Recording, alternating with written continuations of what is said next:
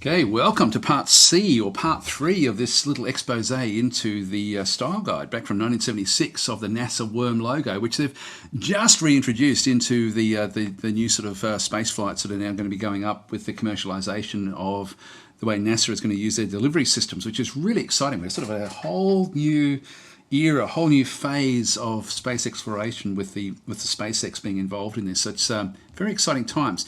I think it's I'm really excited by the prospects of the commercialization, to be honest, and where that might sort of lead for the future. And once again, you've got Virgin doing things as well. So it's going to be a very interesting couple of decades, I think, coming up from the space side of things, getting these sort of commercial ventures up and running. Anyway, we are looking through the style guide back from 1976 of the old NASA logo. We've been talking a lot about the technologies of the day, how things were sort of done, why certain decisions were made. I hope I've made sense. And we'll just read through this one, because this one actually is quite fascinating, the way it sort of does work. So we're just going to, this is the first of the actual applications that we're looking at through here. So headquarters letterhead and envelope. So NASA headquarters letterheads and envelopes are standard government sizes. So they've got 8.5 inches by 11 inches.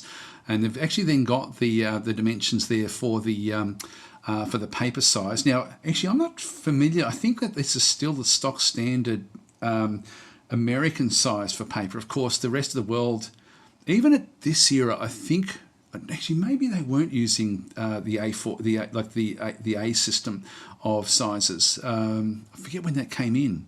Certainly by the 1980s, the A4 was the most prevalent, but you still had this sort of US letter or American letter, I think it used to be called, where you had the 279 centimeters. I mean, it's still prevalent even now, particularly any sort of software that you get from America still sorts of defaults to this, whereas everywhere else in the world is using the A system. I think even America is now using the A system, but I'm not 100% sure. It'd be interesting in the comments to sort of see what the Americans sort of say about that.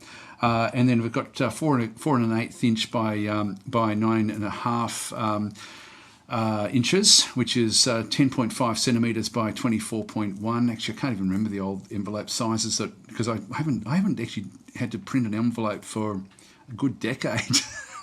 I haven't had to design one. We used to be stock standard. What you used to do would be to do a letterhead envelope with compliment slips, business cards. That was sort of like your standard way of sort of presenting stationery. Whereas now it's all sort of like like electronic templates, signature files, things like this.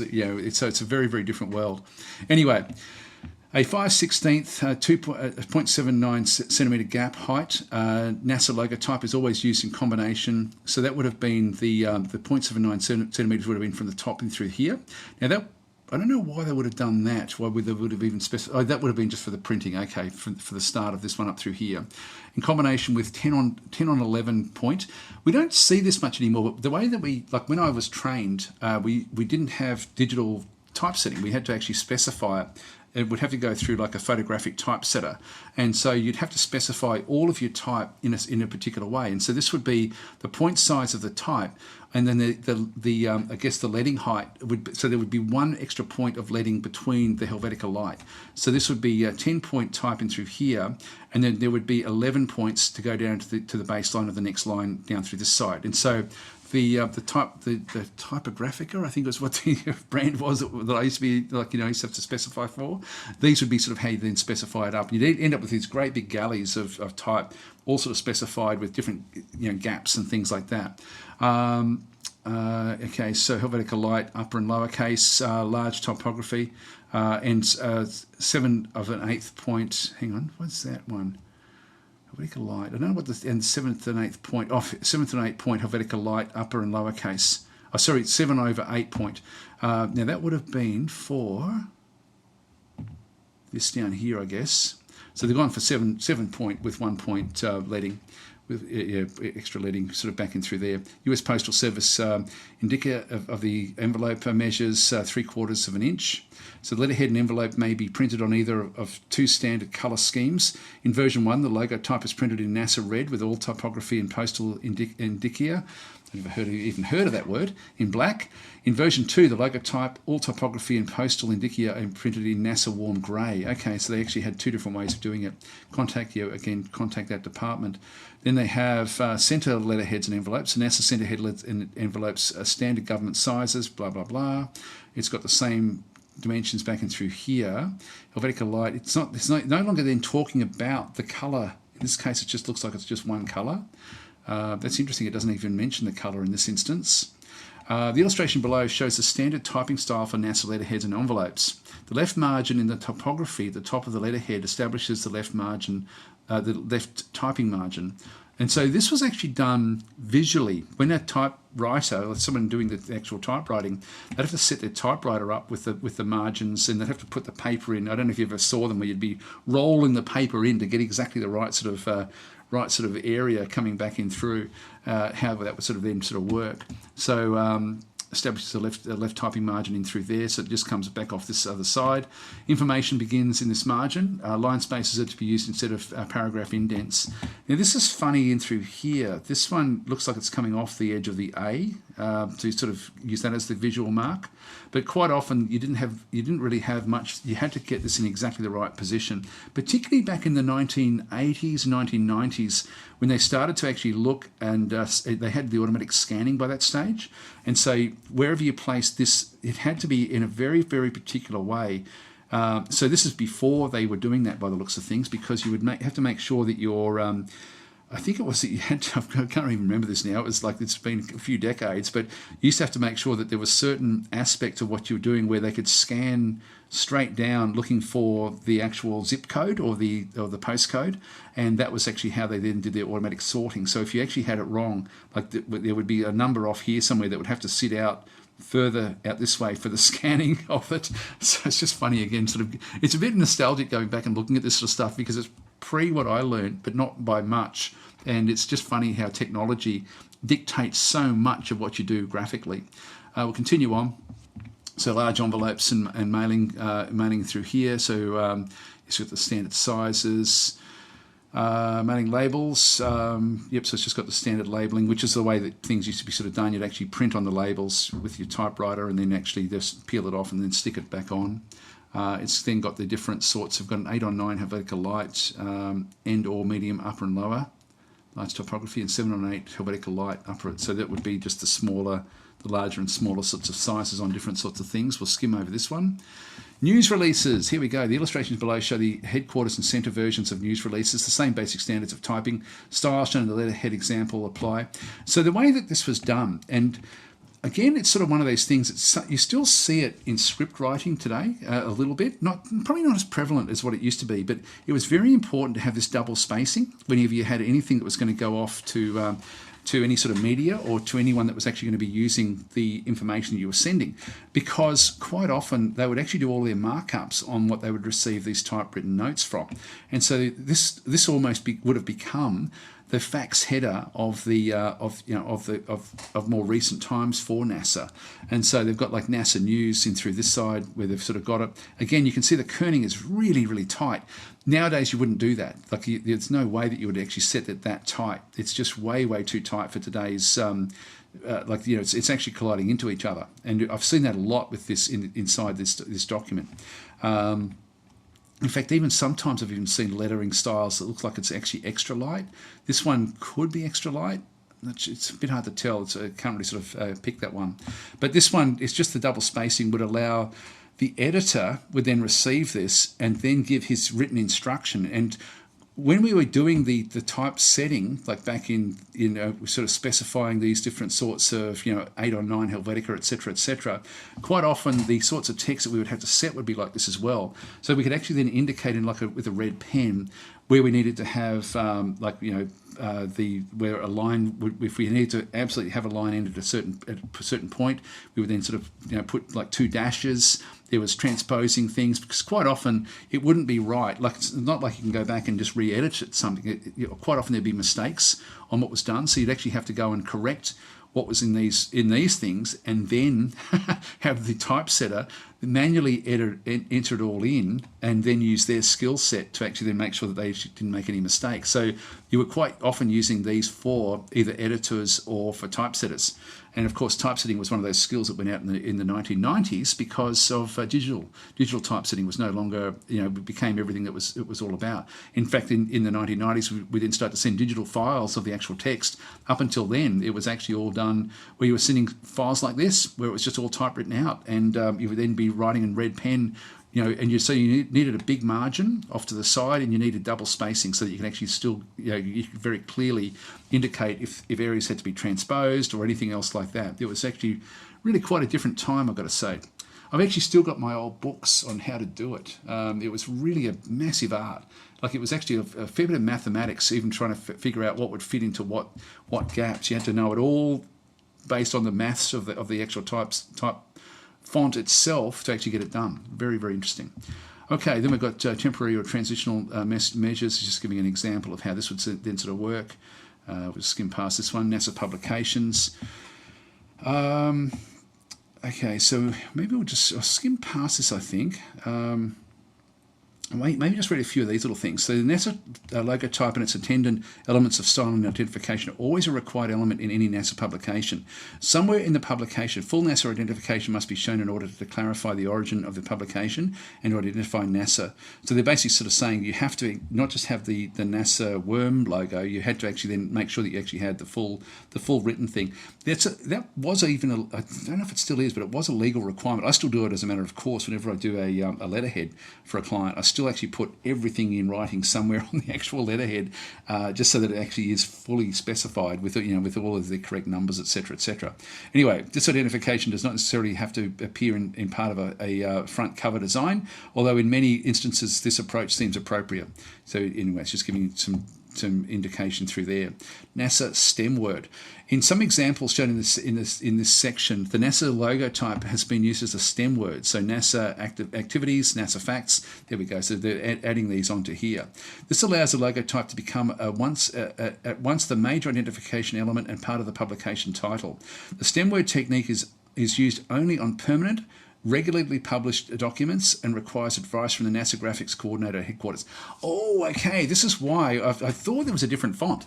It was a different weight than what we see. So they would have actually then said, sorry guys, we'll do that for you. Here's the photographic treatment. Just copy this. So they would have actually supplied that to them because it would have been too difficult to get these guys to specify doing it. So they would have done that in-house and then sent it out to the actual little areas. And we'll see examples of this coming up. Illustration photography. Use of illustration photography as either storytelling or major graphic elements is a key in the design of NASA publications. Simplicity, appropriateness, and strength of composition is important in the successful handling of these elements, not technique alone, as is sometimes believed in practice. So remember, they would have been dealing with all sorts of different people. So simplicity, appropriateness, and strength of composition. This would have been something that they could then argue the point. The absence of detail and delineation of symbolic quality in a cover illustration or photographic provokes interest and stimulates a reader to go to the inside of the publication for more information. And so this is sort of like just basic sort of design principles. Quite often, I mean, there's a human element that they would sort of specify. They'd say, where possible, use a human element, but with NASA, this has just come out from the Apollo era. Apollo era would have just finished, and so it is an interesting time. We'll just be finishing. In the case of the technical diagram or storytelling illustration, correct detailing is absolutely necessary to accomplish the desired communication. These are good terms, like even back here. This is when the art of design was really, really strong, because it was an actual art. It wasn't just you didn't grab a computer and just rattle something out. Always analyse the illustration in terms of the communication tasks it must accomplish. I'll read that again. Always analyse the illustration in terms of the communication task it must accomplish. Great advice. And that's just, again, one of these things, because we've got such a richness of different things that we can actually grab for our illustrations or for our graphics, we often don't think about what we're trying to communicate.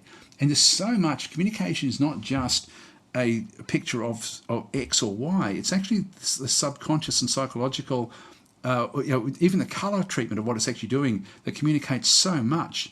So it then says, then determine what technique to use, how realistic it must be. Where possible, actually, so a lot of this would have been illustrative.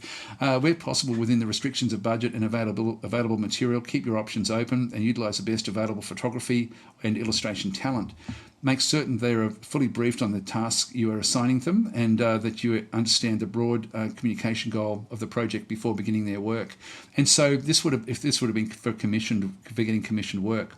Interesting thing, in the by the time the late 80s and early 90s were sort of hitting, there was, because illustration was used so prevalently back in this era, because it was actually cheaper than photography to a large degree, or you could actually sort of, at least you could sort of capture different sorts of things. Like this was a golden era of illustration, really. If you have a look at illustration from the 1960s, 70s and 80s, there was a lot of illustration that was done more so than photography to actually sort of get things communicated. But at the end of that era, it was then they then worked out that really people didn't really identify with illustrations. It was actually photography that it was actually a photograph of a human face had much better chance of communicating than an illustration of a human face. And so we sort of see this is going through a period of change where excellent illustrations were used up until before this era, and then after this era, photography was then used, at the expense of illustration. So you'll sort of see that even today. I think illustration is now making a bit of a comeback because it's different. And so, with any sort of marketing and branding, or anything with marketing and communication, you do need to be different to stand out. So illustration is now making a bit of a comeback, but then so are different sort of photography techniques and things like that as well.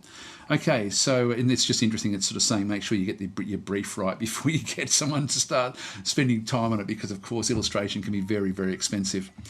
Several examples of different sorts of illustration and photography are shown in the following pages in this section. Note the relationship of illustration to typography and how it is used in relation to the total image. So they're talking about the design of this one now. I'm surprised that they even let people, like that they didn't have to go back through the graphics coordinator at this point in time. Typography and typographic design of the architecture in any publication based on the structure of typography. The various elements in a publication fall into their logical locations and relationships, forming in the end a harmonious sequence of visual events. So that's sort of just a complicated way of saying just use design effectively. In this section are 4 pages devoted to recommended NASA type styles and sample settings of each. You've got each there written a second time. Each style has a specific reason to be included in the vocabulary and should be used accordingly. Interesting word of the word vocabulary here as well. This is something that you sort of see nowadays again, like where it's talking about the vocabulary of the design and the vocabulary of the communication, where it's not just using it as purely as a verbal way of actually sort of getting word structure. I'm assuming that's what it is, because nowadays vocabulary sort of does have a broader sort of appeal, where you can sort of use that if you wanted to actually then talk about the actual full communication. Maybe they are talking about the actual word, the text. Maybe that still is just another word for text back in this era, because I'm surprised to see that word here the way that we would use it nowadays. Okay, the most important specific typographic style is derived from the elements of NASA identification and is composed of Helvetica Light and Helvetica Medium, upper and lowercase. I'll talk about these as we go to each of these actual pages. This should be the most used style in NASA publications because of its direct relationship to the NASA identification elements. I don't know if that's still the case. I should have a look. Here we go, just having a quick look back at the NASA website. I've just got this developer tool set up, which I use a lot for doing web development. And the font family that's being used just in this area through here is Helvetica New as the first one. Helvetica, you see the difference between Helvetica New. It's hard to sort of pick it.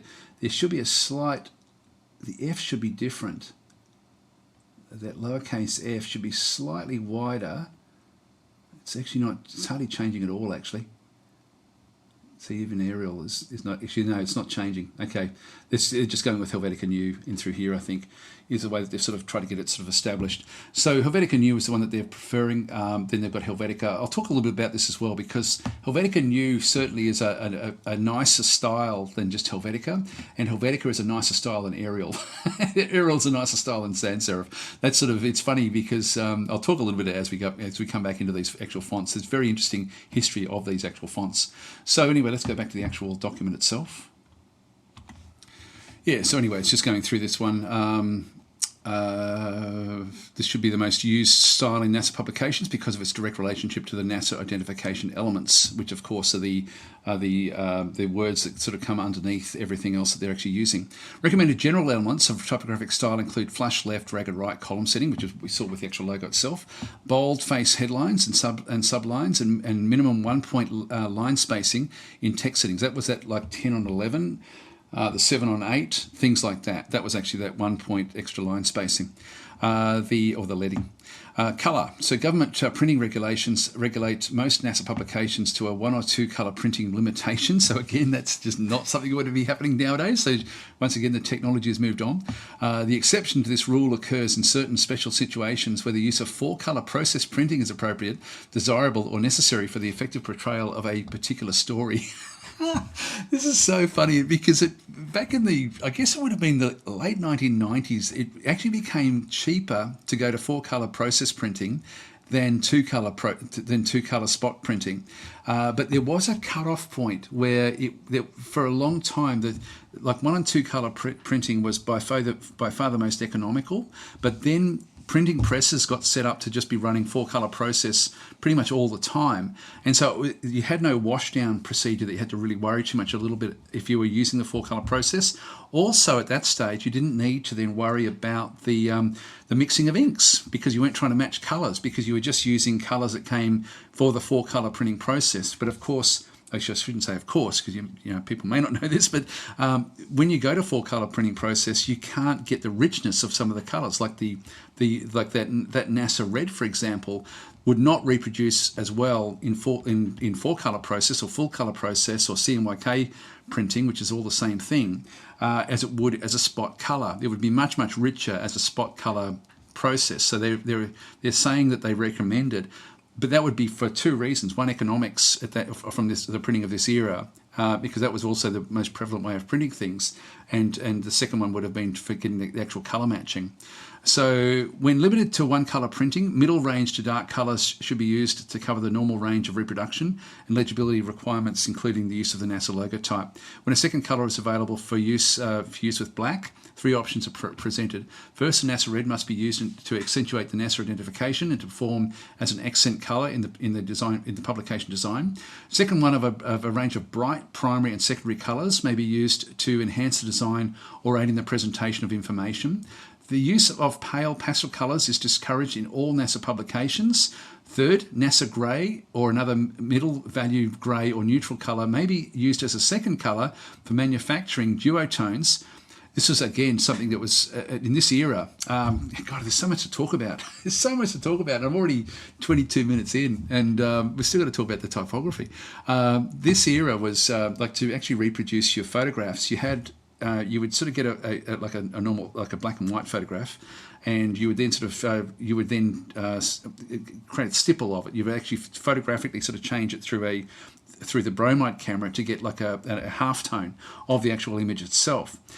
It was much more difficult to actually then try to get like a duotone where you'd actually go with 2 colours and try to get that mixed, and it was a real art of the people in the reproduction houses to actually sort of get that one right. It was not something you could do yourself, whereas I used to work in advertising agencies back through the 80s and 90s, and in that era you'd do it in-house, the 1 colour printing. You'd actually sort of go and get all your ads done yourself. You didn't have to go to outside specialists, but to do a duotone, you had to go to an actual specialist house to get that one sort of done. But it was a really nice feel to it. You'll see it now in Photoshop. You can still actually achieve this in Photoshop, and quite often you use it through gradient mapping. It's a very similar sort of approach where you just go to a gradient map of a halftone image or a black and white image. It's still something that looks really nice, but back in this era it was something that was very skillful to actually do. Okay, second colour for manufacturing duotones or 2 colour halftone renderings. In situations where black and white photography dominates, this technique tends to strengthen and deepen the photographic images, making them much more aesthetically pleasing than black and white halftones. There we go, there's the halftones in through there. And so this was like this was back in an era where the printing, particularly of newsprint, was very, very poor, and so when you had newsprint, it was very thick dots. You'll see back in the 1970s, 60s, 70s, etc., even into the 1980s, the actual printing of photographs didn't have anywhere near the cleanliness of what we sort of see in newspapers today. In fact, we very, very rarely see black and white photography used in newspapers, but back in that era, everything was in newspapers was all done in these black and white, these black halftones, where you'd just get an image, sort of make it into a black version. It used to also cost a lot more back in this era to actually go and get something done in full colour. It was only magazines that would actually be able to print in full colour. And so to go into, and in fact, even back in the 1990s, I think it was when some newspapers would then start to bring some colour pages in, and in that era, you used to have to then go and you'd have to pay extra for your ads to then run on the colour pages, and then you have to pay extra again to get the sort of like the reproduction house to then make the actual I forget what they're called now. God, it's been so long. I still have it on my old job bags. Actually, I'm just going to have a quick look. Separations. They would actually have to then create separations for the printing of the newspaper to very, very explicit instructions, and then they would then supply the film to the actual newspaper for printing. But it was a much more expensive process, but of course it stood out more. And so this is technology that we're looking at where they didn't really have full colour printing in their newspapers at this point in time, and the reproduction was really quite poor. So this was at an era where a lot of things was just about to change in graphics and in printing. So it's just interesting to sort of see what they're focusing on, because at this point in time, this was the limits of their technology. And once again, for me, very, very interesting. In some special situations, full colour process printing is available. Yep, NASA identification may be easily portrayed in colour through the use of full colour Ben-Day mixes. Now, Ben-Day, this is actually a term I haven't heard of before, so I'm not sure what that actually is. That's before my time. Or it might even just be outside of the frames of reference, because I was trained in Australia, of course, and we had a completely different sort of system, I guess, to the Americans. But I would have thought that I would have known what that style actually was. Review the information on colour in section 1 of the manual. There we go. So paper within the limitations of budgets. What does it then talk about here? Should be non-absorbent, coated or non-coated, which is still today with the same sort of considerations. Should provide good ink hold and do not produce fuzzy images as a result of their surface quality.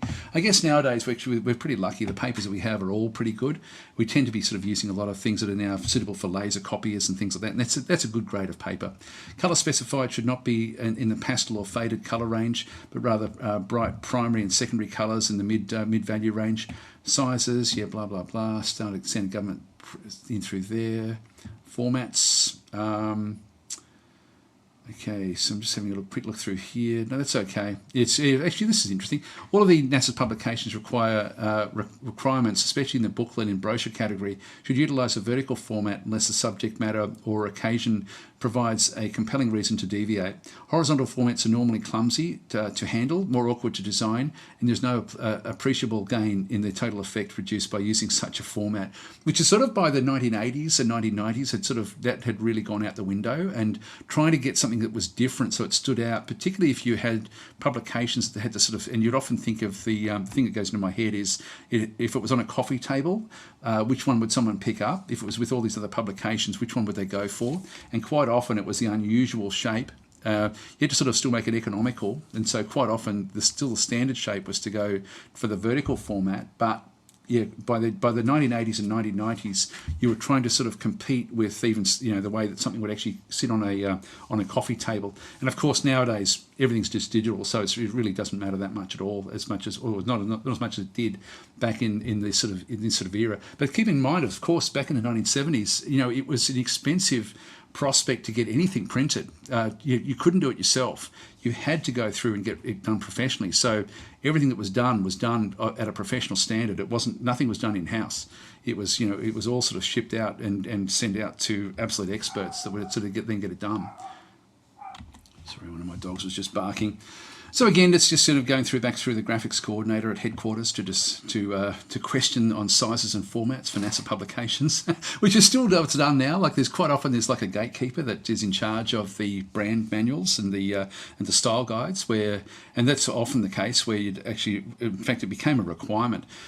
With many big corporates, if you did any sort of graphic work for them, you'd have to go back through a central approval. Like I know for the Hyatt, for example, when we used to have to do work for the Hyatt, it would have to go back through to somewhere in Sydney, and then I think from Sydney they used to have to go to somewhere in the States to actually get that then double checked. This is back in the 1990s.